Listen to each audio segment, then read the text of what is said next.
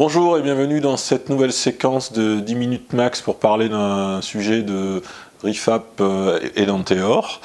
Aujourd'hui, on va voir une nouvelle technique pédagogique qui s'appelle le cas concret. Donc ça, c'est vraiment la technique clé qui va nous permettre de mettre en situation nos élèves et de les faire appliquer le geste de secours qu'ils ont précédemment acquis dans le début du module.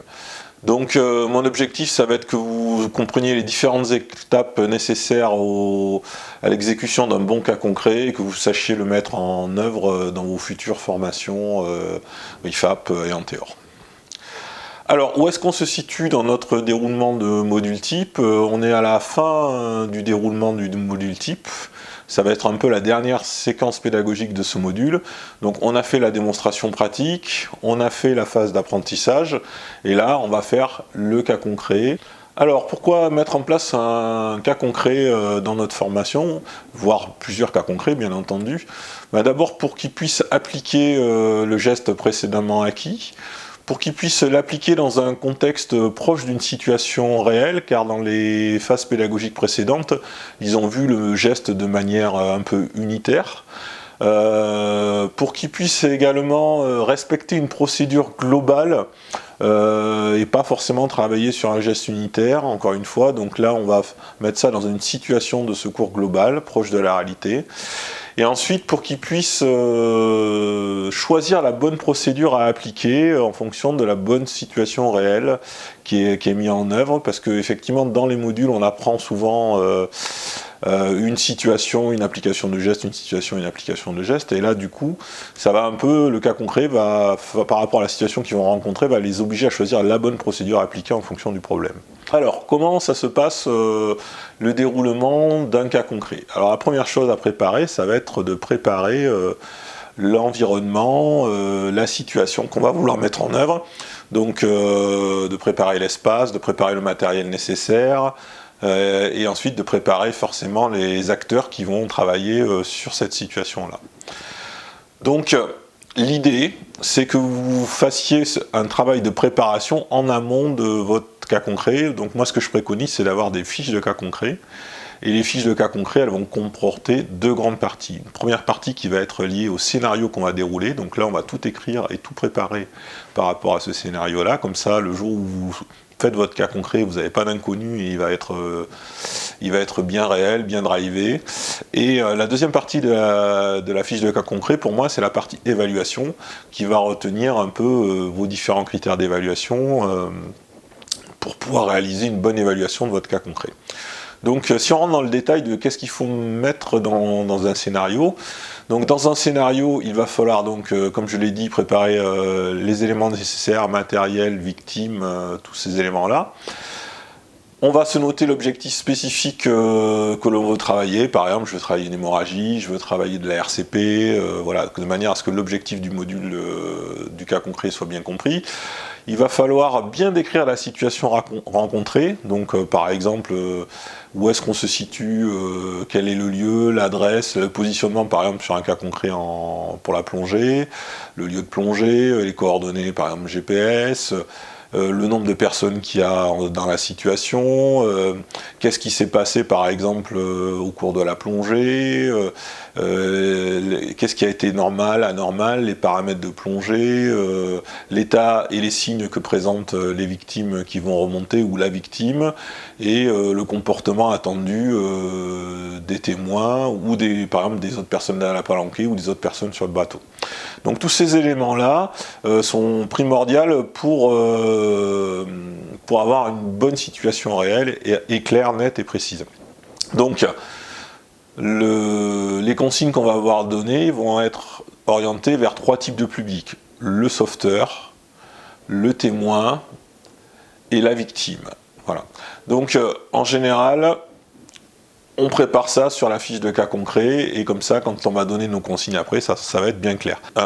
Donc il faudra bien que vous notiez globalement sur votre fiche l'action de secours attendue, les grandes lignes de la procédure, les grandes étapes attendues, et ensuite les grandes étapes du geste technique en général attendu par exemple les grandes étapes de la RCP, par exemple les compressions thoraciques, les insufflations, la pose du défibrillateur, donc de manière à ce que vous puissiez finalement sur votre fiche cocher au fur et à mesure de l'avancée des stagiaires et des gestes qui sont faits, ce qui est bien et ce qui n'est pas bien.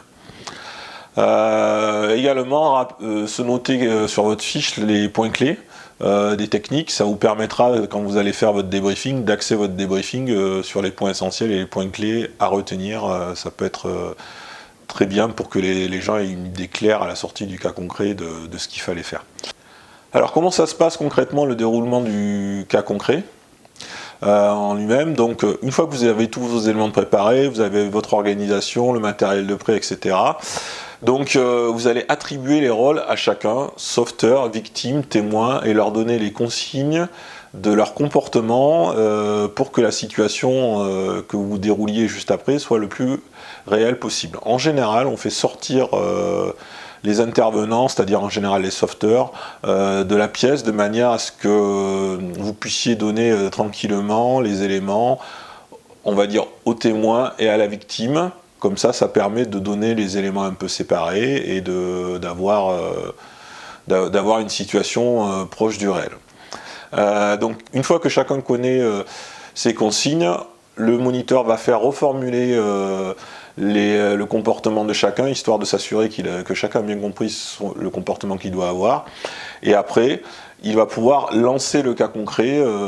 Donc là, pendant le lancement du cas concret, le moniteur se met en retrait, laisse la situation se dérouler, observe, prend des notes sur ce qui va et ce qui ne va pas sur sa fiche d'évaluation,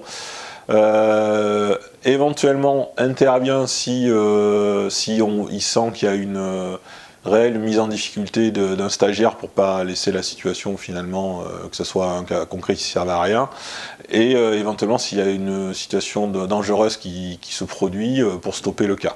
Sinon, le cas concret se déroule normalement. Et le moniteur va en général jouer le rôle des secours qui répondent à l'appel de manière à avoir un dialogue avec les secours. Voilà. Ensuite, il choisira le moment opportun pour arrêter le cas concret, c'est-à-dire une fois que finalement le cas concret aura été déroulé au moment où ils estiment que finalement là la situation est réglée. En général, c'est après l'appel des secours. Et souvent, des fois, on rajoute une petite phase de surveillance derrière pour voir comment les sauveteurs ou le sauveteur appliquent les consignes transmises par les secours.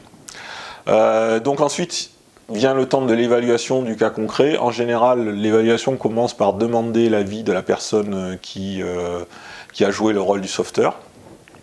Ensuite, en général, on demande l'avis au groupe, de manière à ce que chacun puisse s'exprimer sur ce qu'il a vu, ce qu'il a trouvé bien et pas bien. C'est pas mal de faire débriefer, de commencer cet ordre-là, parce que ça évite aux formateurs de rentrer dans un débriefing en disant bah là c'est pas bon, ou là c'est bien, là c'est pas bon, là c'est bien. Là ça permet, c'est le groupe qui renvoie la solution, et ça met moins le formateur en difficulté par rapport à son évaluation. Et puis l'autre intérêt, c'est que des fois on voit pas tout, et il y a des éléments qui sont amenés par le groupe qu'on n'aurait pas forcément vu dans le feu de l'action. Donc ça peut être intéressant de s'appuyer là-dessus. Une fois que le groupe a renvoyé son évaluation, le moniteur complète avec les éléments qui n'auraient pas été vus, les explications complémentaires, pose son évaluation en quelque sorte, et bien penser à refaire faire les gestes qui auraient été soit incorrects, soit un peu approximatifs. Donc une personne ne ressort pas du cas concret avec un geste incorrect. Il ne suffit pas d'avoir dit il aurait fallu faire telle ou telle chose de telle ou telle manière. On fait refaire le geste pour une meilleure assimilation. Voilà, à la fin de ce module, il effectue une synthèse en général qui est axée sur les points clés. Voilà. Donc voilà, j'espère que cette explication sur la technique pédagogique du cas concret vous apportera les éléments pour réaliser vos futurs cas concrets. Ne pas hésiter à regarder les autres vidéos sur les techniques pédagogiques et faire le quiz associé à cette vidéo. En attendant, je vous dis bonne formation et à bientôt.